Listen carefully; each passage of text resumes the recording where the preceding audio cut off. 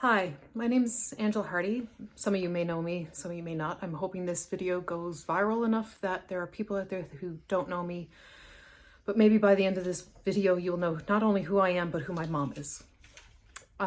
This is for all of the Labradorians out there, especially Western Labradorians, and even more important, in general, Newfoundland and Labrador, and anything to do with healthcare and seniors.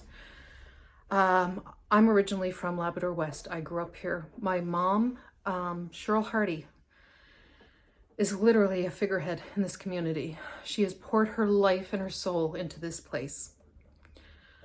I had to return home almost 6 months ago to help care for my mom. My mother has Alzheimer's, and up until 6 months ago, her life was still going every day, no problem. Driving a car, buying her groceries, taking care of her family, taking care of her husband. She ended up in hospital through the circumstances, and I was asked to rush home. She very quickly declined because of a set of circumstances, from not just having signs of dementia, but into Alzheimer's with delirium. I proceeded to do 24/7 care at home, despite the fact that in Labrador West, there is basically no one to hire for home care here. That is part of what a lot of people outside of here do not understand. We cannot even take care of our loved ones. The province has done nothing to help push and provide adequate care in Labrador West. Then on November 8th, I do believe the date was, we had to bring my mom to the hospital because her care was getting beyond our needs, our ability. And she was admitted under acute care. Since that time, she has been in the long-term care ward, but she has been acute care, so she's not a long-term care patient. Our goal was to make sure she can stay here in Labrador West,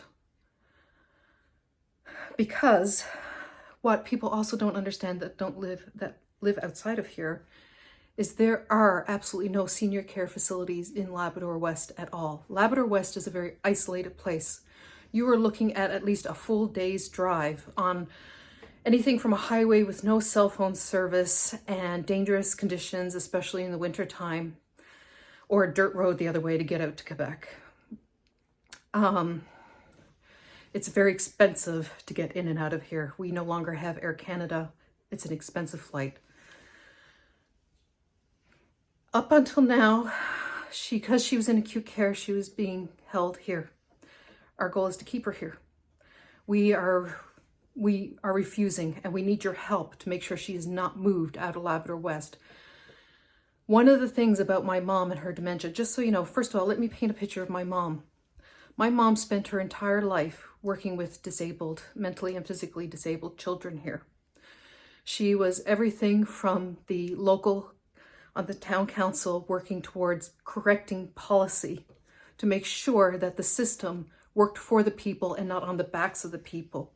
She has worked with every organization to help support women's rights and the rights of everybody here.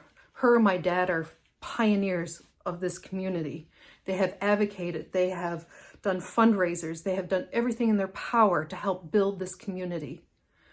It has been on the radar with the government for almost 2 decades now that senior care is needed in this area. They even made cuts to the building of the new hospital here to save money. Cuts that affected acute care and long-term care. There are people in that long-term care ward that are dementia and Alzheimer's and Parkinson's and a host of other reasons. And they are trying to remove my mother because they feel she is a wander risk. The reality is when we show up to see my mom, she is good. She just needs her loved ones. We have already seen that through the lockdown with COVID. And this is not a COVID issue. This is a long-term care issue of Labrador West for seniors and all of the age-related conditions that go along for our seniors. Seniors here are screaming for help. we got the call today to say that they are going to medically discharge my mother. Let me paint a picture of what that looks like here. If you are out in Newfoundland, you have access to personal care workers and at the most a few hours drive to the home in which your loved one is going to be placed. They are telling us our options are she is going to be medically discharged. We can hold her there and we will pay a fee every day to hold her there until they find a facility, a lockdown facility outside of here in which she will be held until the appropriate place. Not only that, but she won't even be sent by them because she is mobile. We will be required to bring her to that facility. They will not let her be here. Our fight is to make sure she stays in that ward because she does have community backing. She has family backing that are willing to step up to the plate to facilitate her care for her to be kept in the facility, the long-term care ward of the Labrador West Grenfell Health. It is absolutely horrific, the conditions in which people are expected to have here in Labrador in general and in Labrador West. They built us a hospital and then cut us off at the knees when it comes to adequate care within that hospital. There is going to be also a write-up and a letter attached to this video. I'm asking you share it and you ask people, plead people to listen to this video. It's long, I know. I'm not being shortened to the point on this. There will be news media coverage on this also. There will be political angles taken for this. I need everybody to realize right now that they are a Cheryl Hardy. Their loved ones are, especially here in Labrador West. And we cannot fix our system unless we start looking at some of the worst parts of our system and places like here and fix them. Provide the hospital with adequate nurses, adequate personal workers, personal care assistants, whatever the names are that go with that, because they keep cutting them off short too. And that's not just a COVID thing. I want you to think about the fact that if my mother gets shipped out, we are not in a position to financially afford to be able to go and be with her. Her daily life revolves around when I go and I take care of her every day over at the hospital. I paint with her. We do activities. I take care of her personal health and her well-being, things that should be facilitated by the hospital, but they haven't been covering because they are short-staffed.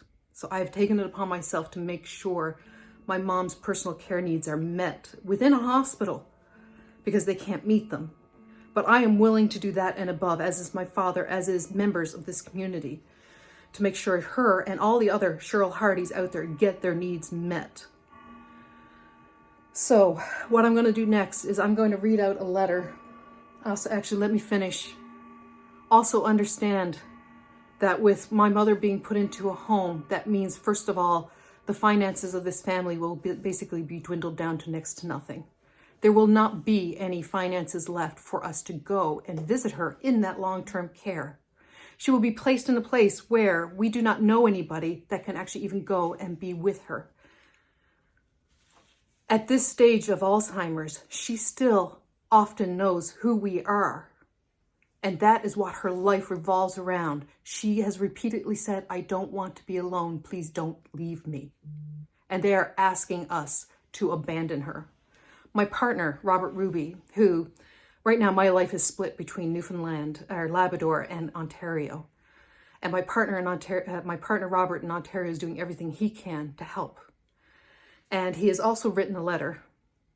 And we are also going to do some modifications to it so that you can be a copy and paste and you can send it out to, we ask repeatedly, send it to every organization, every government official, everyone, so that they may understand that we are painting a very personal picture, that this is not just a fight for my mom, this is a fight for everybody in Labrador West and for the seniors. No child. At Christmas time, there is a Christmas card on the wall at the long-term care because small children were asked to do a project on the understanding of the fact that their grandparents, their parents, their loved ones who are seniors have no care here. and that they will need to understand that unless something is done, their loved ones are going to be removed from this area. There are people here who have had to leave despite the fact of their life being here because they can't risk growing old in the place that is their home. And that is wrong, because Labrador West is an economic boom town. The money that this town has poured in to the taxes of this province sustains a massive amount of what goes towards everybody's health care, yet we have nothing. So I'm going to read a letter and then I'll say something else. This letter is actually written by Robert Ruby.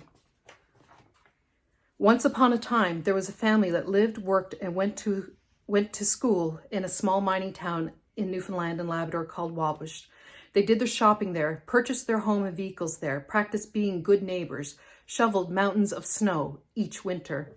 This is where they raised their family, blazed trail for others, and even though they suffered losses like the bankruptcy of the iron ore mine that they had invested their lives in and relied on for their living, medical coverage, pensions they had paid into for their retirement in that small mining town, they stayed. Wabush was home. It is home. It was where their family and friends lived, and they still live, and where they have carved out lives for themselves. They invested time in supporting their community through active participation in local politics, service initiatives, social events. They advocated for children with disabilities, organized fundraising events, and came to the aid of neighbors in need. One day, the matriarch of that family began to forget things. Then one day, a number of years later, she was diagnosed with Alzheimer's, a debilitating disease that gradually destroys brain cells until they eventually forget to tell your lungs to keep breathing and your heart to keep beating. That matriarch's name is Cheryl Hardy. And over the years, she has touched the lives of pretty much everyone in the area. She was and still is a talented artist and a mother that knows no boundaries. But in spite of Cheryl's lifelong, selfless, and generous contributions to the communities of Wabush and Labrador City, she is now facing eviction from Labrador West Health Center, ultimately to be discharged and hung out to dry like salted cod on a clothesline. While over the years, the mining companies have extracted mountains of iron ore from the Labrador landscape, and the province of Newfoundland has extracted mountains of taxes, it seems that Cheryl Hardy and all the other Cheryls out there are being abandoned with a careless disregard that is nothing short of pathetic. A number of times over the past, and remember, I'm speaking on behalf of my partner, Robert, a number of times over the past, while I've been fortunate enough to FaceTime with Cheryl through her daughter and my partner, Angela, and though she sometimes struggles, rest assured she knows who I am. Regardless of that, and in spite of there being other patients that very same hospital who suffer from Alzheimer's or dementia, the Newfoundland Health Care System is medically discharging her to be shipped out and spend the rest of her life alone in a different facility, possibly in Goose Bay. This is a 8.5 hour drive from Labrador City, if the weather happens to be good. She could also be admitted to a protective care unit in Corner Brook, which is a 23-hour drive from Labrador. These are just the only places that we have options of. The hospital can send her wherever the hell they like. This is not care at all. This flies in the face of do no harm decree that the medical community is professionally and morally obligated to adhere to. The resulting isolation would do nothing but rapidly accelerate Cheryl's decline towards her death, while in the interim robbing her of everything she holds near and dear. It doesn't take long to conclude that this is nothing short of barbaric. I say shame on you to the Newfoundland Health Care System and all those involved for even contemplating this. How dare you?